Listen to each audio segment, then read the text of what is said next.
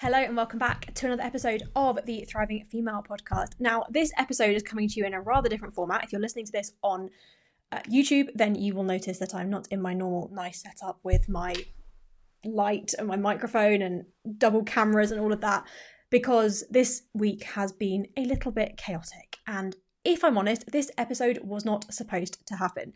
I've had a week of ongoing technical issues. The joys of self-employment is that I have to do my own IT work, and I'm not very good at being my own head of IT, and I've had numerous conversations about things this week that I do not fully understand.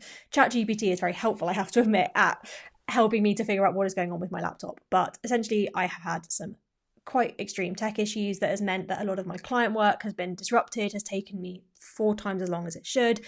Lots of working late, lots of getting up early, lots of tasks taking a long time. In general, it has been really, really stressful. And I nearly use that as an excuse not to put an episode out this week. This episode should have landed on Friday morning, and here I am at 11:30 on a Friday recording it. I am doing it anyway because I need to make sure I get it done. I committed to get a podcast out, and I'm also going to use this, if I'm honest, as an opportunity to talk about perfectionism, because it is something that I've experienced a bit this week and that I see coming up time and time again in the work that I do in my coaching. I was a guest on a friend's podcast this week, my friend Celie, and we talked a lot about perfectionism on that podcast. When the episode comes out, I will be sharing it on my social media, so do keep your eyes peeled. And go give Celie a follow. She is Coach Celie on Instagram. In that episode, we talked a lot about perfectionism. And when I was putting off recording this episode because I couldn't set my desk up how I wanted it to, and because I didn't have time to do it, and because the editing was going to take too long, I thought, you know what? Me and Celie talked about this. Let me put an episode out that's going to be a little bit scrappier than usual. I've not got the full studio set up. I've just had my Botox done. So my face is a little bit sore, and I'm not sure if I can move exactly how I want to move. But here I am putting something out because it is important that we overcome perfectionism. As I say, perfectionism is something that I see so many women paralyzed by. We tell ourselves it's because we have high standards. I used to do this all of the time, and I still find myself sometimes falling into this mindset if I'm not careful.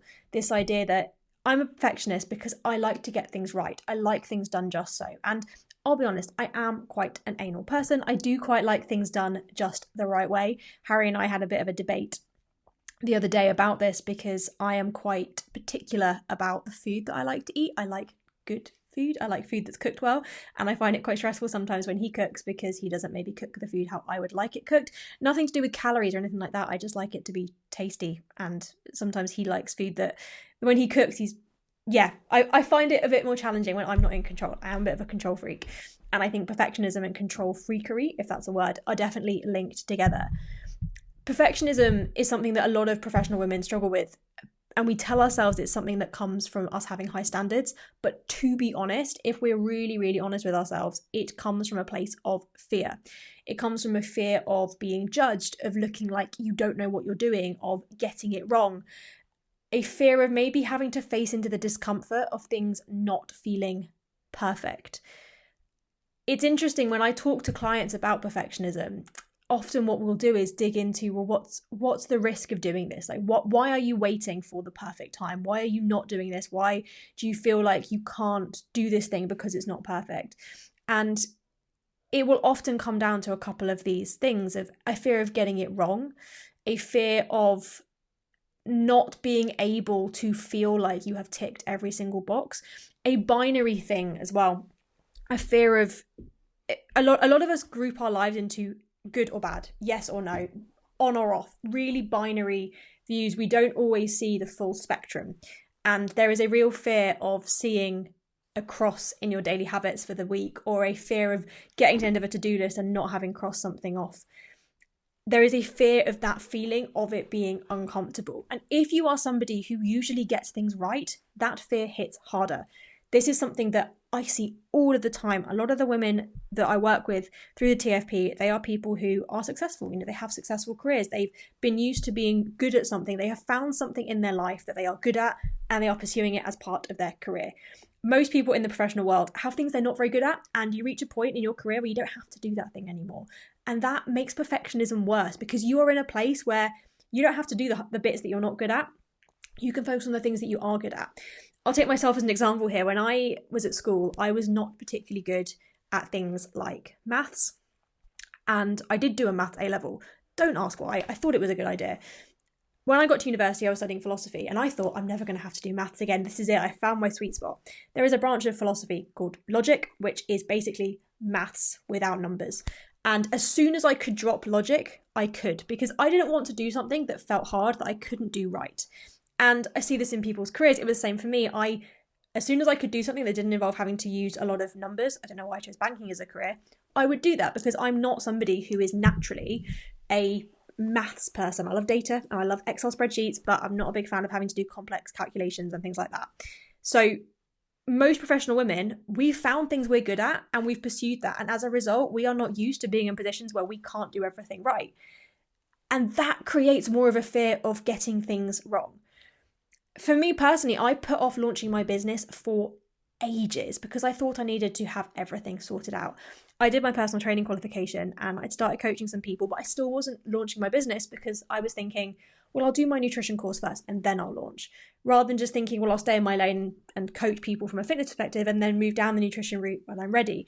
I thought I had to have a website built and a perfect app and a logo and professional images taken and loads of Instagram followers. I thought I needed all of these things before I could launch my business. Whereas actually what I ended up doing eventually, because it was at the point that I properly launched, it was COVID and you couldn't get a lot of these things. I just did it and it still worked. I'm here now. So something to think about at this point of the episode, sort of 6 minutes in, is where in your life are you putting something off because it's not ready? Is it starting a diet, joining the gym? Is it something in your career? Is it doing a qualification? Is it having a conversation about starting a family? What are you putting off because it is not the perfect time?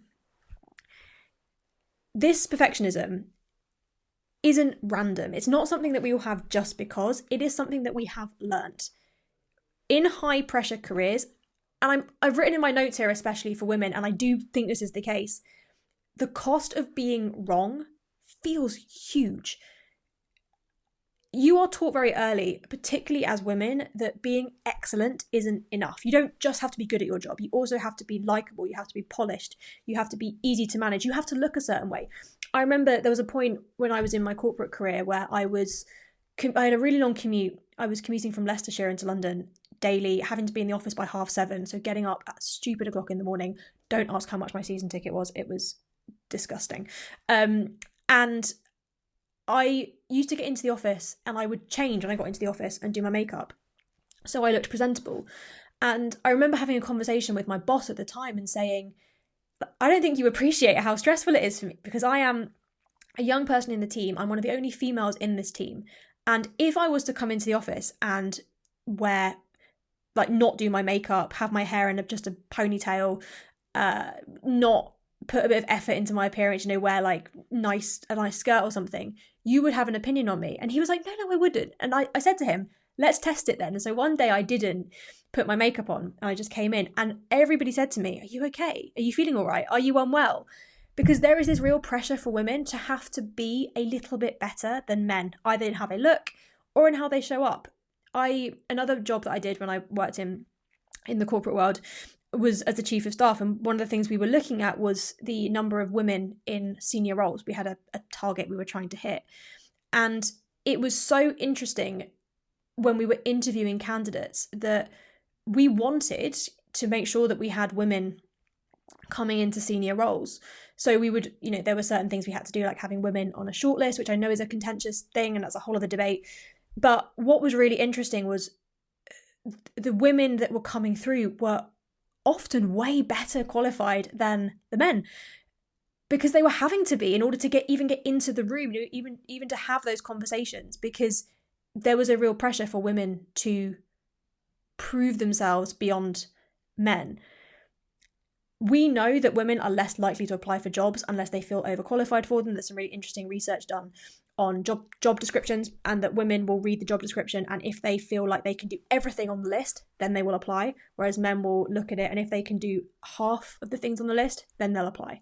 That's a really interesting difference that I don't think just comes down to gender. I think it comes down to cultural conditioning, I suppose. We also know that women feel like they have to be better than men, even though we are way beyond a lot of the issues that existed for women in the workplace in the sort of 60s, 70s, 80s, 90s, 50s, I suppose, as well. It is still there. There is still embedded in us this feeling that we have to prove ourselves. There is still an inbuilt misogyny that I don't think we can get away from. And growing up and coming into the workplace, we internalize a lot of that pressure, and perfectionism becomes our strategy to deal with that. And that perfectionism exists from a career perspective, from a work perspective, but it bleeds into other areas of our lives as well. And linked to that, we have a real fear of it all crashing down. This was definitely true for me. A lot of my perfectionism, particularly around health and fitness, came from a fear that if I tried something and it didn't work, one, it would feel horrible, and I hated feeling uncomfortable. I was already uncomfortable enough. I didn't need to feel worse. But there was also a fear that if I tried something, it might break the fragile equilibrium that I'd somehow built. So I remember there was a point where I had a really tough job. I was stressed out. I was commuting quite a lot. And I really wanted to lose some weight and to be fitter and healthier. And I was in this place where I was yo-yo dieting. I'd diet for a few days and it wouldn't work. I'd go to the pub.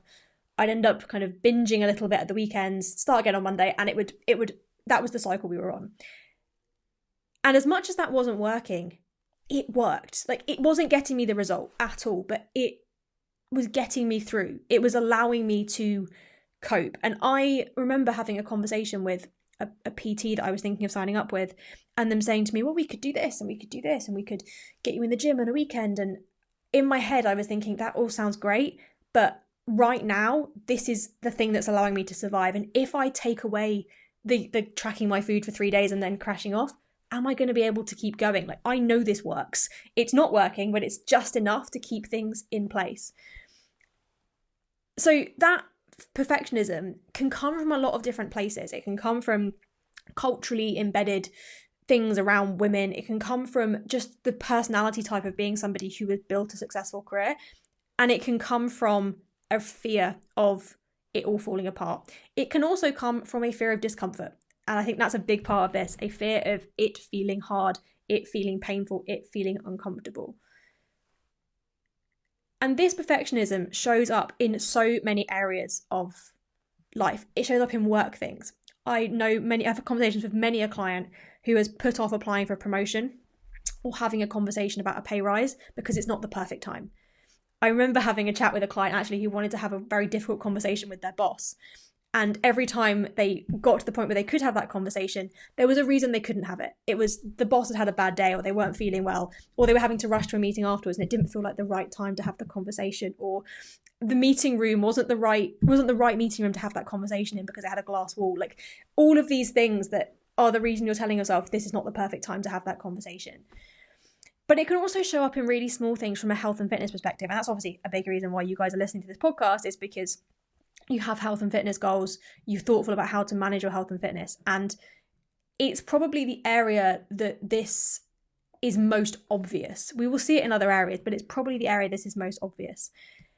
It's that thing of saying, I'm going to go to the gym after work today. Oh, wait, I'm getting a later train home, so I'm not going to be able to do 45 minutes in the gym. Therefore, what's the point?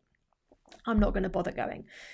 It's that thing of thinking, I bought a packed lunch today, but I don't have time to heat it up. So screw it, I'm going to go and get a really, really indulgent lunch from somewhere, rather than thinking I'll pop to Pret and get a salad. It's that thing of thinking, I can't do 10,000 steps today because I've been stuck at my desk, so I'm just not going to bother going for a walk at all because what's the point?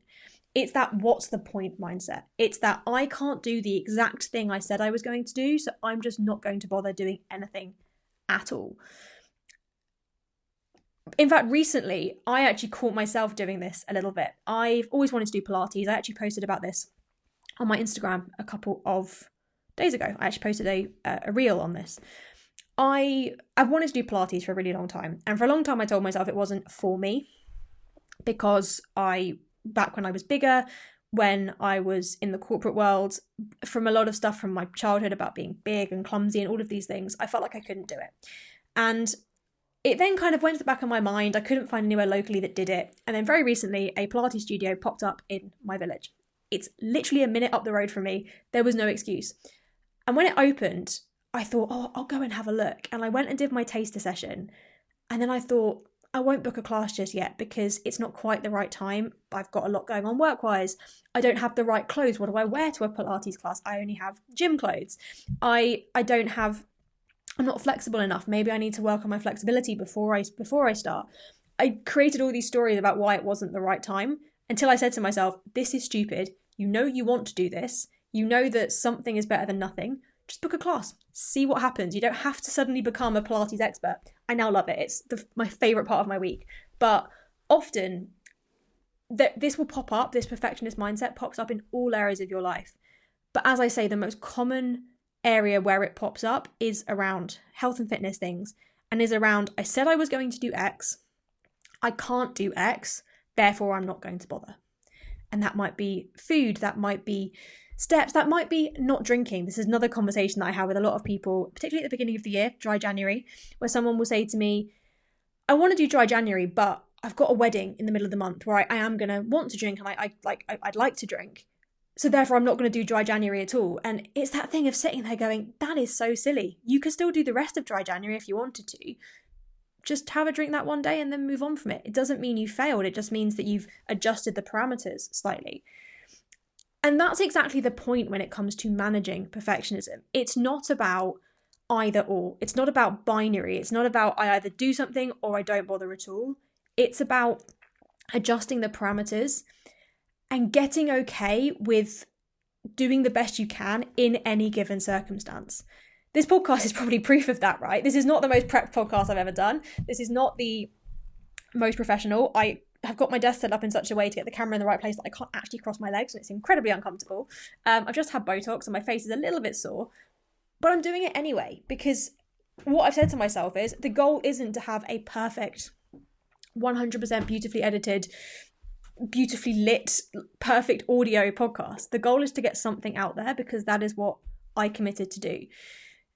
Something that I'll often say to clients is have a think about the target that you are setting. So rather than saying, I am going to do all of these great things, be really clear about what the actual intention is. So rather than saying, I'm going to go to the gym and do a 45-minute workout, set your goal as I'm going to do a workout. And that could be a 45-minute gym workout. It could be a 10-minute gym workout, or that could be a quick home workout, but you're still going to do something.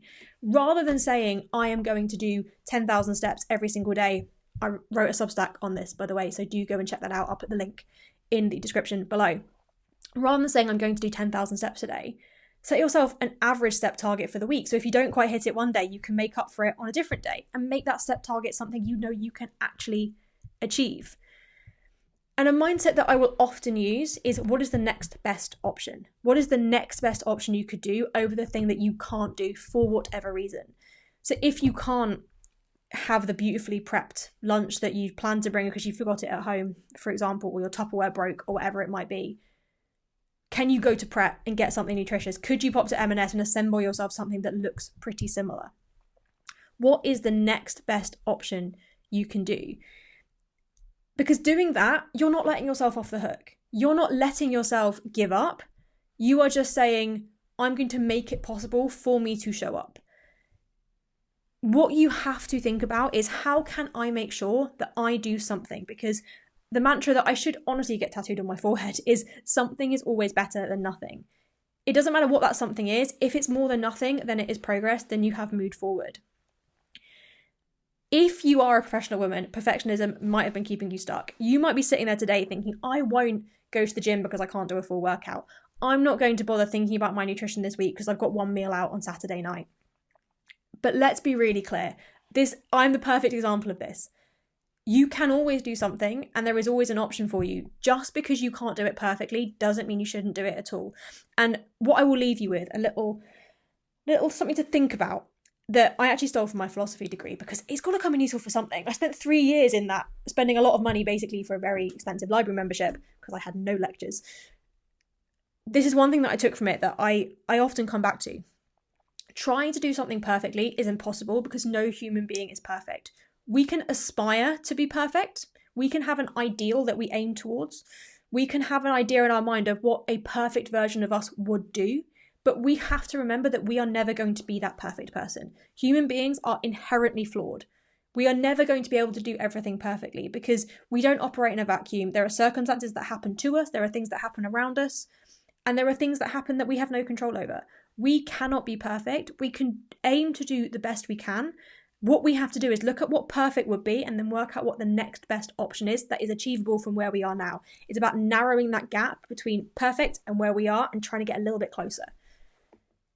If this episode has been helpful, make sure that you share it with somebody who overthinks like you do, or just give it a save and come back to it for when you might be in that perfectionist cycle. Because believe me, I wish I'd had this episode to listen to when I was in that place of, I'll wait till tomorrow, I'll do it later. It would have forced me to probably do it. And do drop me a message if you want to chat any of this through, or if anything really resonated. It's always nice to hear from people who listen. I always love it when I do get those messages. Thank you for being here, even when this podcast is late, unpolished, and very, very imperfect. But we don't need to be perfect. We just need to do the best we can. This was the next best action. Have a wonderful rest of your day, and I will speak to you next time.